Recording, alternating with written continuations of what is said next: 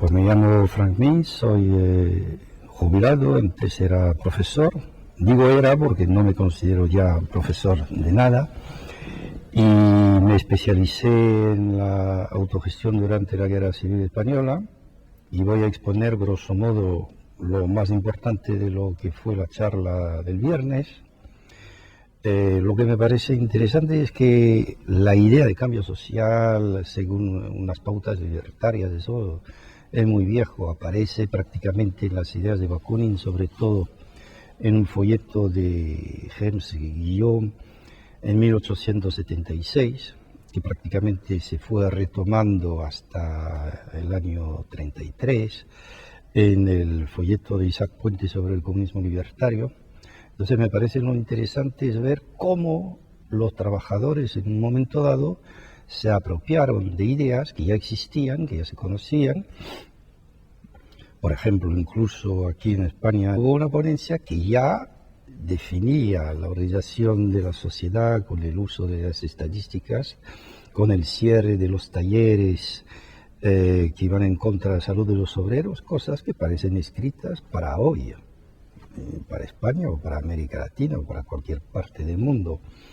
O sea, lo interesante es cómo una propaganda, digamos, que estaba en un sector determinado minoritario, cómo esta propaganda pasa a ser apropiada,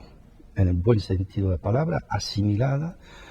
por la mayoría de los trabajadores de la España de los años 30. Entonces yo creo que se ha hablado hoy a propósito de educación, de la gran ilusión que hubo durante la República. Yo creo que eso es totalmente válido. La gente, los trabajadores, se creyeron al pie de la letra el artículo 1 de la Constitución, o sea, España es una república de trabajadores. Y por eso gente que no estaba en ningún sindicato, que no tenía politización particular, como eran los jornaleros o braceros de Extremadura y Andalucía, se pusieron a ocupar los latifundios. Es decir, vieron, bueno, este régimen es nuestro, este régimen social, entonces ya aplicamos nuestro anhelo, que es el cambio social. Entonces es un punto de una fuerte politización que apareció a través de esta aparición de la Segunda República, y entonces todas estas ideas de cambio social ya fueron incorporadas por la gente. Y un ejemplo que di que es de un historiador británico, Paul Preston, que encontró los archivos militares de Salamanca, como en el mismo pueblo de una parte de Castilla que él no cita, los mismos braceros tenían el carnet de afiliación a 3 grupos diferentes, que era el Sindicato Agrícola de la UGT, la CNT y el Partido Comunista, que en los años 32 iba por la revolución, cambió totalmente después. Y entonces, ¿por qué gente que tenía muy pocos recursos, muy pocos ingresos, iban a pagar la cuota a 3 organismos distintos? Y entonces Paul Preston, yo creo que tiene totalmente razón, dice, es porque tenían una aspiración, un anhelo tan fuerte de cambiar la sociedad, que por lo menos pensaban que una de estas 3 organizaciones lo iba a hacer. Y por eso es totalmente normal que después de... Yo dejo todo lo que es levantamiento que hubo en el 32, enero y diciembre del 33 de parte de CNT, o del 34 de Asturias de parte del PSOE y de UGT, pero el eslogan de UHP, Unión de Hermanos Proletarios, también con este ensayo de Asturias, con supresión de la moneda, bonos sindicales para comedores, todo esto que era típicamente libertario, todo esto fue apropiado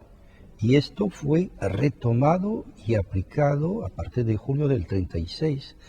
en gran parte de la España republicana, pero esto se hizo poco a poco, es decir, que no tenemos el día X a la hora H se aplica tal plan, tal ley o norma impuesta, dirigida por un sindicato o un partido, como fue por ejemplo en la Unión Soviética en el 27 con Stalin, sino que fue algo poco a poco, unas experiencias, la gente mirando al lado, eso marcha, entonces lo hacemos. Es decir que, y además, cada colectivo tenía características, digamos, globalmente similares, como medidas de educación, aplicación de la jubilación para todos a partir de los 60 años y también mejoras del lugar de trabajo, es decir, supresión de los talleres antihigiénicos, etcétera, etcétera. Y eso es interesante porque, por ejemplo, la aplicación de la jubilación a los 60 años no estaba prevista por nadie, pero se aplicó porque era de sensatez y era de justicia. Entre paréntesis, es una medida antieconómica porque en un colectivo, una cooperativa que empieza, ya otorgar la jubilación a los de más de 60 años es, digamos, un gasto que no se puede permitir un colectivo, pero en aquel momento lo que contaba era la justicia, un sentimiento igualitario, no era la cosa puramente económica como, digamos, la mentalidad capitalista. Bueno, en algunos pueblos aragoneses los anarquistas puros quemaron la moneda, por ejemplo, pero esto fue una excepción. Y entonces es una idea de